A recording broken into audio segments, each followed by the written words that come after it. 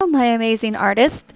Today we are going to practice looking closely. In this video, I am going to show you how to view the world like an artist by looking closely. Some of you already studied the artist Georgia O'Keeffe with me this year. One reason her paintings became loved around the world is because she took small flowers, looked at them closely, and painted them with lots of details. We aren't going to paint in this project, rather we are going to use photography, so you will need a camera. A phone or tablet will work great. You will also need a family member because today we are going on a walk.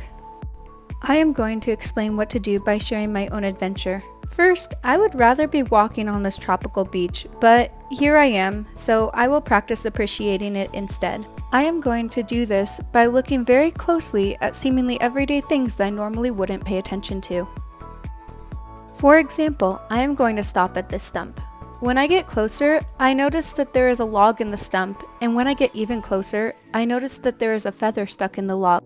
Because I am an artist, I have been wondering who did this for several years, while other people pass it by without noticing. Now I am going to look closely at this wall of gray rocks. As I get closer, I notice that there are green plants growing out of it. When I get even closer, I notice that one of them is made up of tiny, beautiful, star-like shapes with lines coming out of them.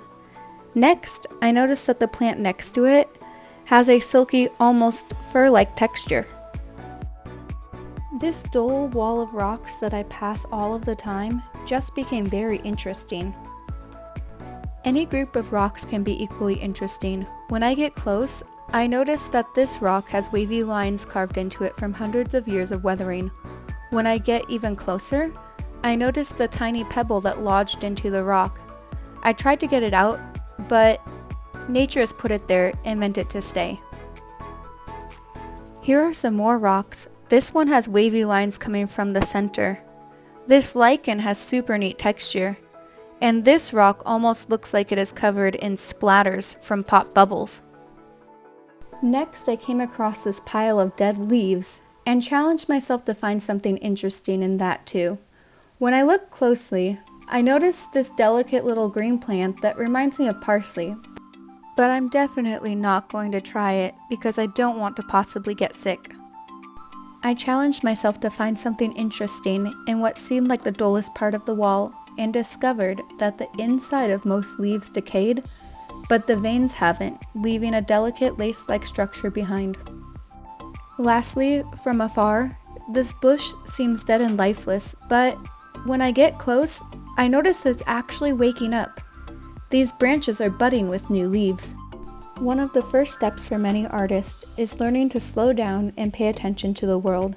I hope you enjoy your nature walk and can't wait to see what you find. Please share your favorite photo on Artsonia.